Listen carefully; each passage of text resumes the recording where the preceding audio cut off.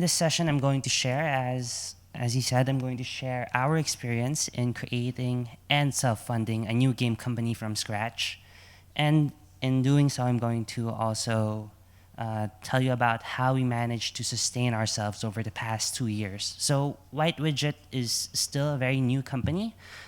If you were here for Jacob's talk, his company is much bigger than ours. We're maybe at the point on when they started their company.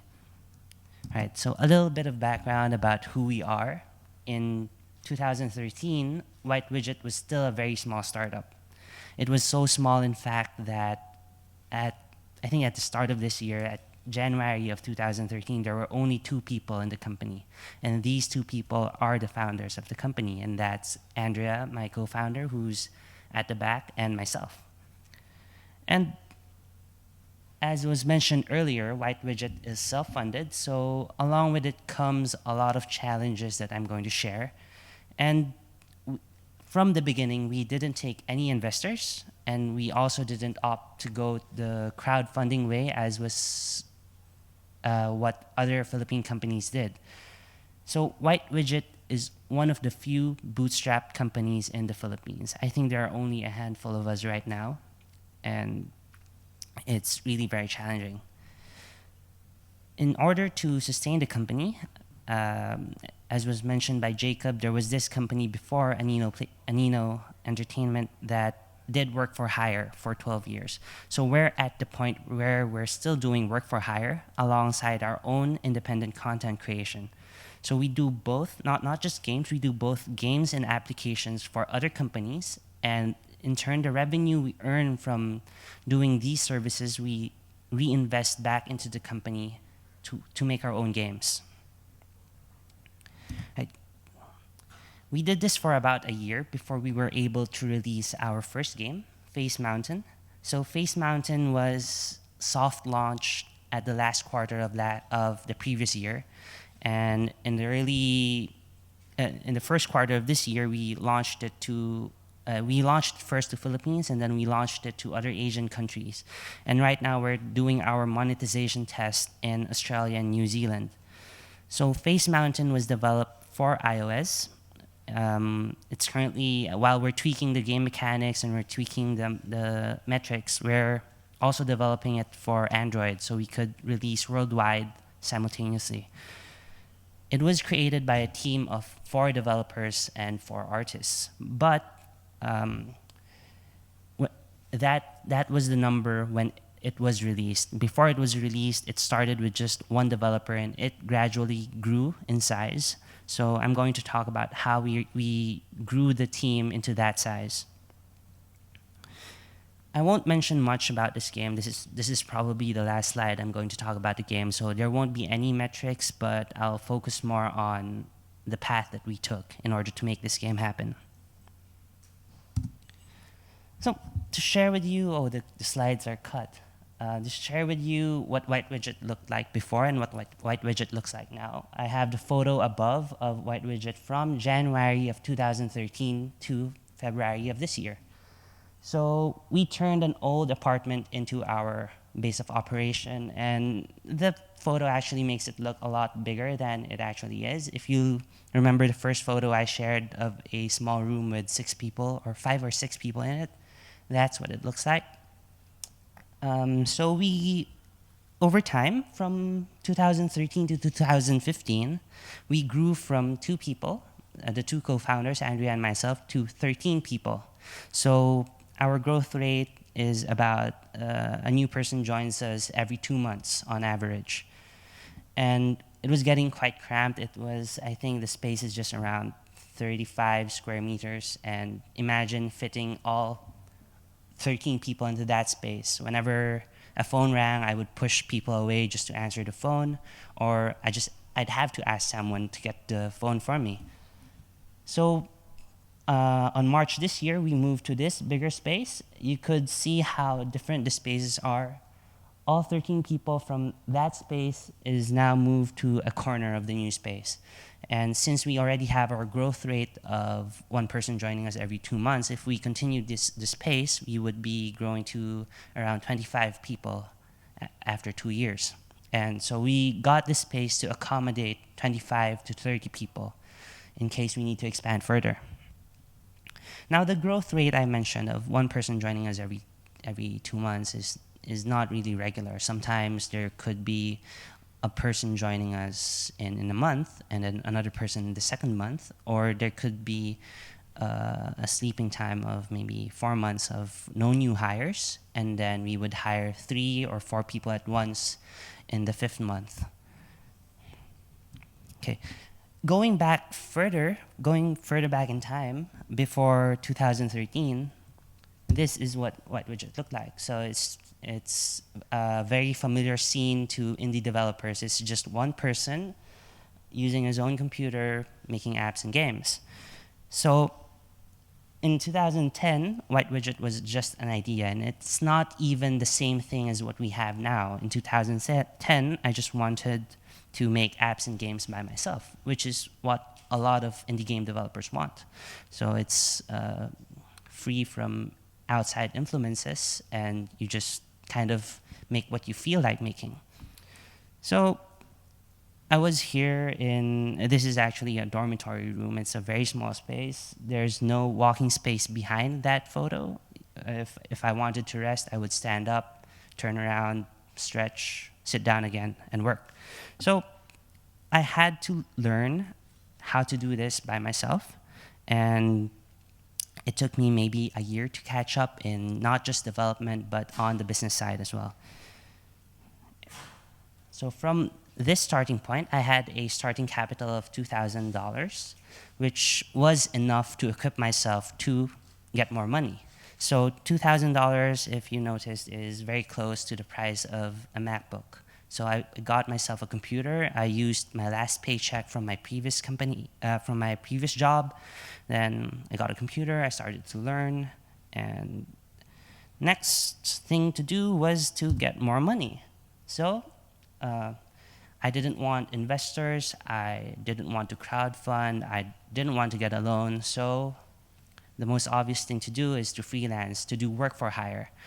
And at the time, I think at this time, Fruit Ninja was still very popular in the App Store, and there were a lot of other companies contacting me, asking me, hey, can you clone this game for me? So I went ahead and did the games for them. So the titles aren't even very different from Fruit Ninja. You have Vegas Ninja, Server Ninja, and a different game with a different name, but it also started with a very similar mechanic, which just changed over time. So in doing freelancing, I was able to raise the capital to around $12,000 US. And at the time, well, I was alone, and I was thinking, this is enough money to get things started. But where do I go next? With money, should I get people? Should I get an office? Or should I work on the brand? And this is what I did. I spent, of the $12,000 US, I spent $4,500 US on branding alone. This is very important because at the time, I wasn't sure if it was worth investing that much money into branding, but it really paid off in the long run. I could say that of the 4,500, we earned back 20 times that amount on the first year alone because of the branding effort that we did. So branding isn't just the logo. So we worked on the logo. There were many iterations of the logo. We worked on the company colors, even to what font we're allowed to use and what kind of feeling each color would evoke. And eventually, we also created our website, which is the starting point of a lot of our projects. And this is where branding really paid off because with the website, we had a lot of inquiries about our services. So we had people coming in, and then they were telling us, I thought you were a bigger company than you actually were. And they're quite surprised at the time that there were only 5 people in the office, and that the office is actually not an office but an apartment. So with branding, we became approachable. We made a better first and possibly lasting impression. And we were able to generate a higher perceived quality of the services that we offered. Even before we started work, people were already thinking that we did good work without working with us. So all of these worked together into getting us more capital, and with more capital, we were more free to work on what we wanted to do. Alongside the branding effort, the next thing to do was to get a co-founder. Getting a co-founder was a logical step for me because, as you can see, I'm very new at this, and there's only so much I can learn at so little time. And at first, I wanted to just work on my own games, but eventually I realized that, I can't do this alone, and there's probably someone else smarter and more talented than me out there. And this is where my partner came in. So I contacted acquaintances. I made sure that I don't use friends. That I don't get a friend. That I don't get family, to avoid future complications of the possibility that the startup crashes. So I contacted a former acquaintance of mine who I knew was very talented, and this is my partner, Andrea. She had a recent feature in Cosmo magazine, which is very strange for a tech company, but she's there as the tech whiz. And getting co-founder, like branding, was a risk. I offered up half of the company, half of what the company already has, in exchange for effort. So this, alongside with branding, was a risk that paid off greatly. So it still continues to pay off even as we speak. It's Andrea who's very good at talking to people. Her soft skills are great, not just soft skills, but technical skills. So I didn't just get any co-founder. I got a co-founder who I knew would complement my skill set. So on the technical side, back then I probably knew how to develop iOS apps, and then I knew game development, and that's it. In order to offer a wide range of services, we needed to know everything else. And when I got Andrea, I knew that she would know everything else that I didn't. So I only had to fill in this small part, and then she completed the rest. And the differences didn't end with just our technical skills, even our soft skills, because our backgrounds are very different. Andrea is very Western. She had a Western upbringing. I have a Chinese background. So my way of doing business is different from Andrea's way of doing business. And I think this kind of dynamic works very well in a startup environment. And we also were able to split the tasks based on our own abilities. So Andrea, with her great soft skills and technical skills, would go on to sales and marketing. I would handle operations on a daily basis. I would focus more on the employee side. If you guys were here for Jacob's talk, he mentioned about being more of a people person. So that's one of the responsibilities that I took over. Okay. With a co-founder and branding, we had to get even more money so that we could hire people. Before we could hire people, we needed more projects. So we had to devise a way to win the right projects. So when we started, we would accept any project that just came by, and we didn't really think, how do we price this? Someone would ask us, how much is it to make a game like Candy Crush? How much is it to make an app like Instagram? And this is a very common question that we get. And at first we keep telling people, it's very difficult to give you a price because it's going to depend on a lot of things. Do you want social integration? Do you want analytics? Do you want us to design your UI, or do we need to create your user experience? But we learned that in order to sell, we had to make it easier for clients to hire us and to determine if we were the right choice for them. And one of the things we did was to create a cost calculator. Some of the clients are very apprehensive about contacting us directly, so they would use this calculator first, and this calculator will contact us, giving us the information we need to make a quick estimate. And a quick estimate is very low effort on our end and on the client's end. And we might just take a day and give you a range. Let's say, this project could cost you in between $10,000 to $30,000. It's a very wide range, but it's very quick to do and very low commitment. So if a client comes by and we don't work at this first, it's like a handshake step. If we don't work at that step, then we don't work at all. And I think this is a key concept that we implemented that really helped us win the right projects. And in order to do well on the projects, in order to survive on those projects, we had to create our own pricing model. It didn't just become random. We devised a way to price a project based on resources and time, and even on the skill set required for those projects. And we stuck to this pricing model for all the projects. We avoided situations where a company would go to us and say, company A offered us this, company B offered us this, what's your offer? And that's kind of a way for them to try to make the price lower. But whenever we did that in our past experience, whenever we caved in and gave in to the client's demands, the company suffered for it.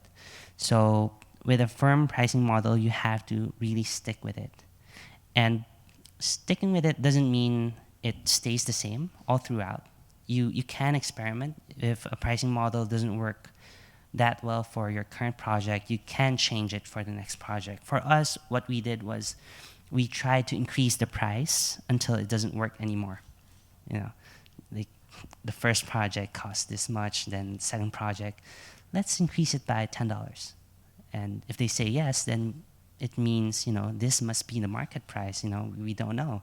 And on the next project, we increased it again by $10. If they say no, then we get a little bit of a feeling that maybe we're costing too much. But a lot of indie game developers always make the mistake of trying to be too modest and saying that, I'm not that skilled that I should charge this much, so I'll just charge very little. But for me, I think it's very important to charge. It's very evil to say this, but you should charge as much as you can get away with if you want to keep doing what you're doing.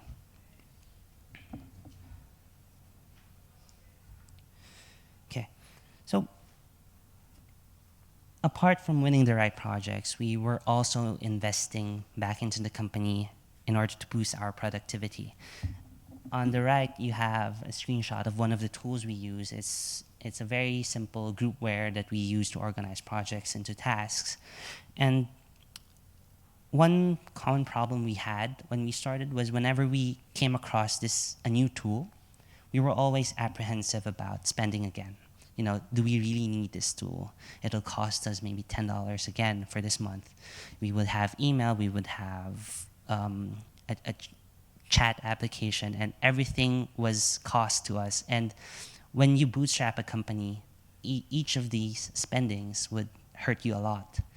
But what we found was that it really pays off to spend. You know the saying of to earn money, you have to spend money. It really applies in this situation. So for everything we spend, we kind of work faster, and in working faster, we get money faster, and we get more money as well.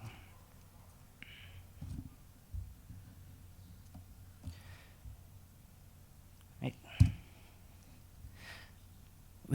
With more money, of course, the next thing is to hire the right people. This is very, very tricky because one wrong mistake in hiring, then the whole company suffers. So when we hire people, we always make sure that we get people who are better than us in some way.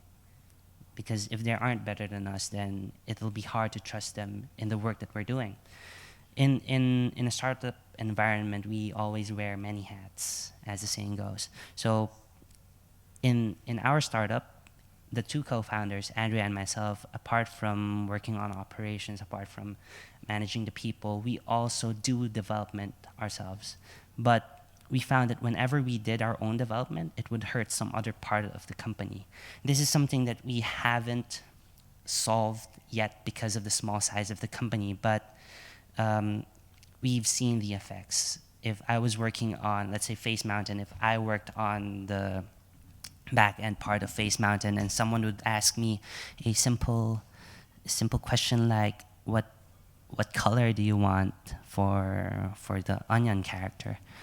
It's going to take me longer to give them an answer, whereas it should have been a very quick decision, and this would cost us a lot. So the founders can be the worst bottlenecks if they take on too many responsibilities. So make sure to get people who can take those responsibilities from you. What we did in our hiring was that we also didn't just take people from their previous knowledge alone. We got them for their raw ability. So if you have a developer, if we needed a Unity developer, we wouldn't just look at those who've worked with Unity before, because as with Unity, it's more of just a tool for the developer. Their skills are separate from the tool. So we would ask them questions that aren't very tool specific, and if they pass those tests, then they're probably a good candidate.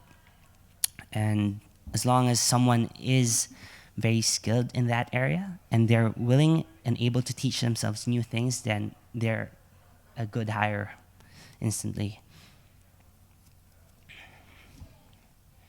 Right. When you get the right people, the next thing to do is to keep them in the company. We've had a lot of cases in the Philippines where a developer would join company A only to leave that company after 6 months, and they would join company B. Even in the game development scene, it's always happening. It's more for the outsourcing business, but for game development, I've seen this happen. If they don't leave, they get laid off because of budget constraints. So the goal of our studio is that when we hire someone, we want them to stay with us for a long time, maybe 5 or 10 years at minimum. And it's when someone joins us and leaves us after a year, that's counted as a failure on our part as the hiring managers. So we take very concrete steps in keeping them in the company. And in doing so, we were able to, I think in the 2 years of operation, we just lost one person. And we lost this person because he wanted to go work with his friend, which was a very personal thing, which I had no reason to stop. So in order to keep them in the company, of course, it's very easy to say that you just have to take care of everyone. But what steps do you take to take care of everyone? First, we employed I think this is common in any game development company, we don't have any office politics. No one would come to me and say, this other guy sucks, I'm the better guy, use me for this project. No one will have the balls to say that, because it's going to be a very shameful thing to do. And that kind of culture is very good for retention.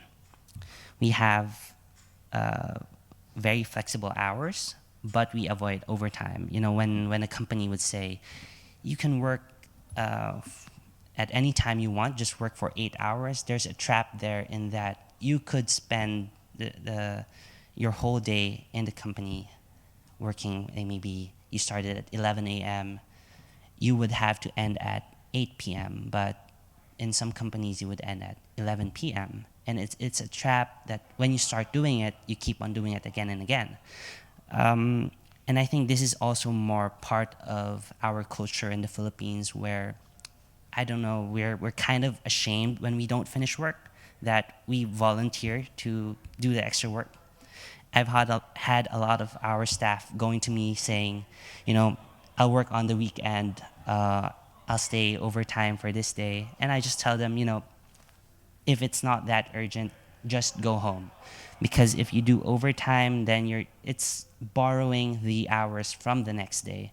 And it is true in our case. Whenever someone did work overtime, they stayed until 12 midnight on Monday, they would come in at 1 p.m. on Tuesday, and it's the same thing. And at the evening when you're tired, you're less productive. and I need you when you're very fresh, and I need you to use your time very wisely. Oops, sorry. Okay. Something we also do is we invest a lot in social capital.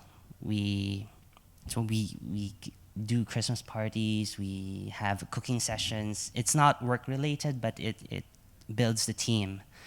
And not just in things that aren't work related, but in work related stuff, I try to always have a regular session with everyone. So maybe per quarter, I would sit down with someone and ask them what they thought about the company, what their plans were, where do you see yourselves in the next year? And for developers or artists, it's more of what kind of programming language do you want to be proficient at next, or what kind of art style do you want to work on? And since we're getting a lot of client work, we get very different kinds of projects, and I'm able to shuffle people around so that I could give them the project that they want to work on. And this is also very crucial for retention.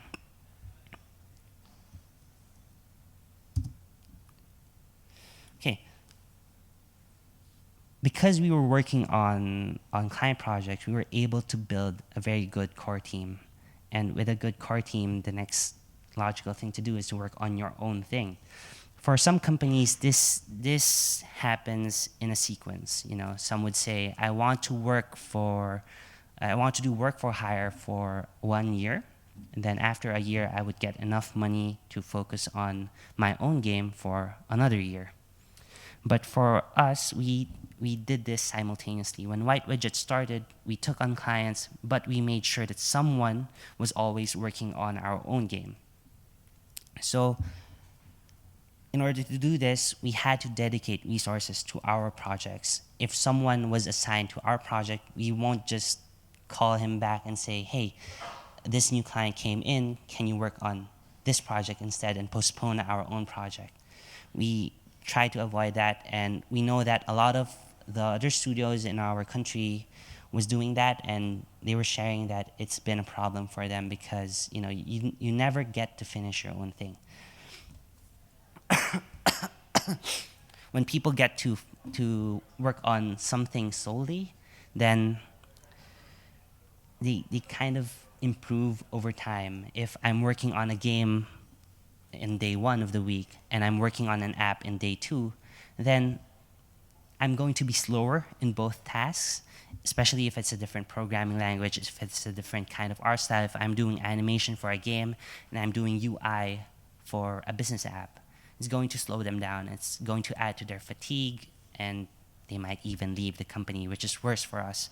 So it's been easier for us to just dedicate resources. There's a very, very distinct split in responsibilities. And when we dedicated resources, we made sure that we finished the project before moving on to the next. And because any delays in this current project is like a delay with the client project where they would pay us the same amount, but we used up more resources. So to end, I think that bootstrapping, as what we did, can be a great start for those of you who are thinking of following the same path. But just keep in mind that it doesn't mean you can't get funding afterwards. It's more of you can do this to start your own company. These are the steps we took, and maybe they would be useful to you. Maybe you have the same case.